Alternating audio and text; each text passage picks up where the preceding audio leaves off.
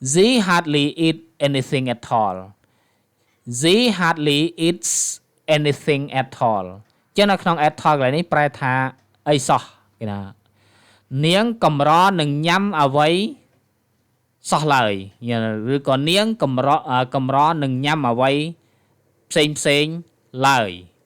Chẳng at all nó không cái này ní cứ mà nâng anh này thà sọ lời rồi có lời. Ok, chẳng dừng mơ nó không clear mùi tiết, nó khôngประโยค mùi tiết chia sầm núa. Do you sing at all? Do you sing at all? Chẳng clear ní trong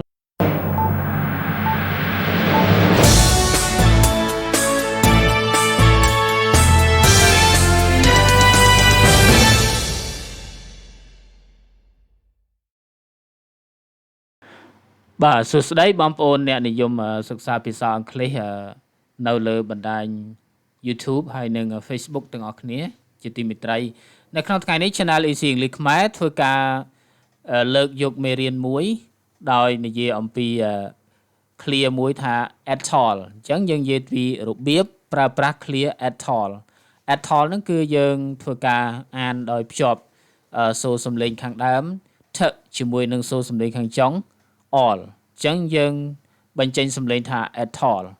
អូខេតើ clear at all នេះយើងប្រើដូចម្ដេចខ្លះ Yeah how to use at all Number 1 we often use at all to emphasize a negative អញ្ចឹងនៅក្នុង clear នេះនៅក្នុងករណីទី1នេះគឺជាញឹកញាប់យើងប្រើពាក្យយើងប្រើ clear at all ដើម្បីសង្កត់ន័យទៅលើប្រយោគបដិសេធទៅលើការបដិសេធចឹងឧទាហរណ៍នៅក្នុងកន្លែងនេះ I don't like her at all I don't like her at all នេះមានន័យថាខ្ញុំមិនចូលចិត្តនាងសោះខ្ញុំមិនចូលចិត្តនាងសោះ I don't like her at all ខ្ញុំមិនចូលចិត្តនាងសោះឧទាហរណ៍ទី2 This restaurant is not at all expensive អញ្ចឹងនៅក្នុង clear ទី2នេះគឺ not at all This restaurant is not at all expensiveចឹងនៅក្នុង clear នេះយើងមានន័យថាភោជនីយដ្ឋាននេះមិនជាថ្លៃណាស់ណាទេឬក៏យើងនិយាយថាភោជនីយដ្ឋាននេះវាមិនថ្លៃអីនោះទេអូខេអញ្ចឹងយើងបន្តទៅនៅក្នុងចំណុចទី2តទៅទៀតអញ្ចឹងយើងមកតាមដាននៅក្នុងចំណុចទី2 We also use at all with hardly in question and after if អញ្ចឹងនៅក្នុងចំណុចទី2នេះគេនិយាយថាយើងថែមទាំងប្រើ clear at all នេះជាមួយនឹងពាក្យ hardly នៅក្នុងប្រយោគសំណួរហើយនៅបន្ទាប់ពី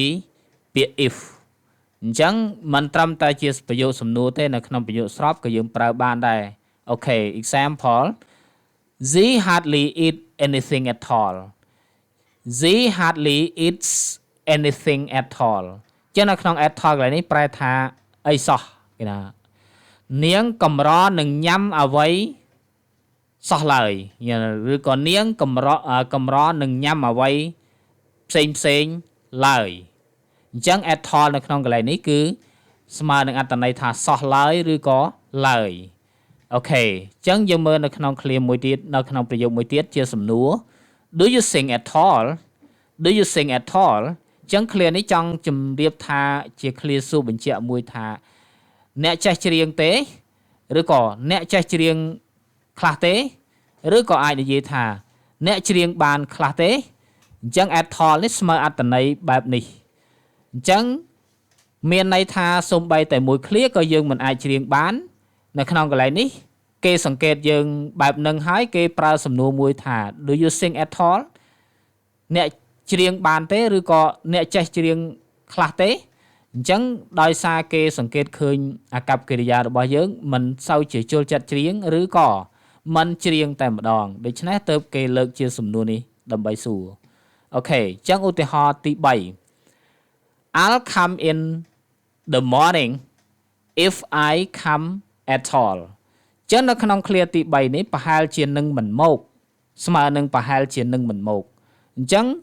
នៅក្នុងកន្លែងនេះគេថា I'll come in the morning if I come at all គេថាខ្ញុំនឹងមកពេលព្រឹកប៉ុន្តែប្រហែលជានឹងមិនមកច្រើនជាងអូខេប្រហែលជានឹងមិនមកច្រើនជាងអញ្ចឹង កន្លែងនេះគឺករណីដែលយើងមិនច្បាស់ថាតើយើងអាចមកចូលរួមឬក៏អត់អញ្ចឹងទើបយើងប្រឡូយ clear ថា if I come at all អញ្ចឹងប្រហែលជាមិនមកច្រើនជាងយ៉ាតោះឥឡូវយើងមើលនៅក្នុង clear ដែលជាចំណុចទី3ដែលយើងប្រើពាក្យ at all នេះនៅក្នុងចំណុចទី3ទាំងអស់គ្នាអញ្ចឹងចំណុចទី3គេនិយាយថា we can say not at all as a polite answer to thank you អញ្ចឹងនៅក្នុងទី3គេថាយើងប្រើយើងអាចនិយាយថា not at all ខណៈយើងអាចប្រើ clear ថាយើងអាចនិយាយថា clear not at all ជាចម្លើយគួរសមមួយទៅកាន់ពាក្យថា thank you អញ្ចឹងនៅក្នុងកន្លែងនេះបើគេនិយាយថា thank you យើងនិយាយថា not at all មិនអីទេអញ្ចឹង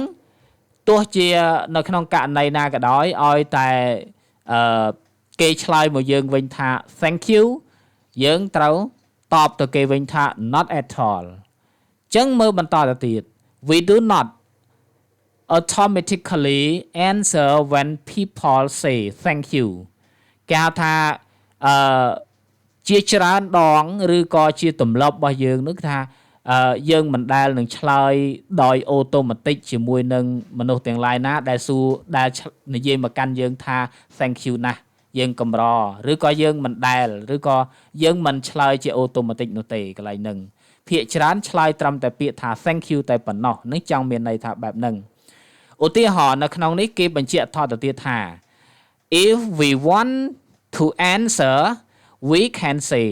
not at all you're welcome ណាប្រសិនបើយើងចង់ឆ្លើយយើងអាចនិយាយថា not at all you're welcome គេថាមិនអីទេរីករាយជានិច្ចអូខេ you're welcome នេះគឺរីករាយជានិច្ចមិនអីទេ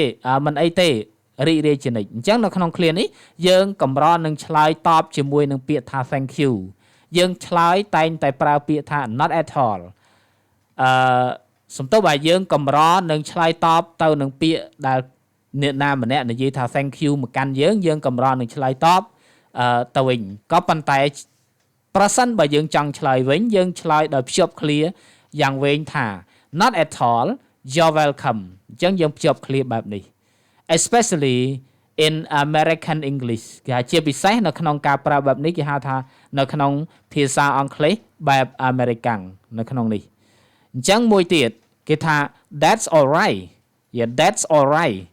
អញ្ចឹងកន្លែង clear នេះយើងអាចជា clear ឆ្លើយតបមួយយ៉ាងសាមញ្ញថា that's all right បាទមិនអីទេឬក៏យើងអាចនិយាយថា that's okay មិនជាបញ្ហាអ្វីទេឬក៏មិនថៃទេ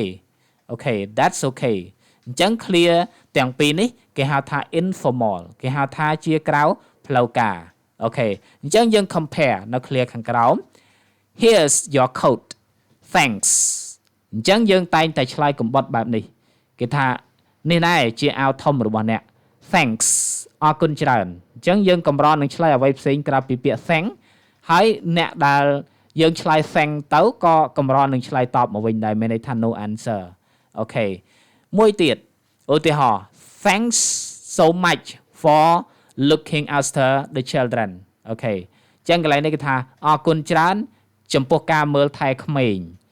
អញ្ចឹងការឆ្លើយតបវិញថា that's all right អញ្ចឹងកាលណាឆ្លើយ clear that's all right ហ្នឹងគេហៅថា anytime គឺគ្រប់ពេលតែម្ដងអញ្ចឹងអត់មានចាំបាច់ឆ្លើយ not at all នោះទេគឺយើងប្រើថា that's all right តែម្ដងអូខេអញ្ចឹងរបៀបប្រើ clear not at all នៅពេលនេះបានមកដល់ទីបញ្ចប់ហើយអរគុណច្រើនបងប្អូនប្រិយមិត្តអ្នកនិយមតាមដាននិងអ្នកនិយមរៀនភាសាអង់គ្លេសតាមអនឡាញលើបណ្ដាញ Channel Easy English ខ្មែរនិងទំព័រ Facebook page អញ្ចឹងអរគុណច្រើនជួបគ្នានៅវីដេអូមេរៀនបន្តទៀត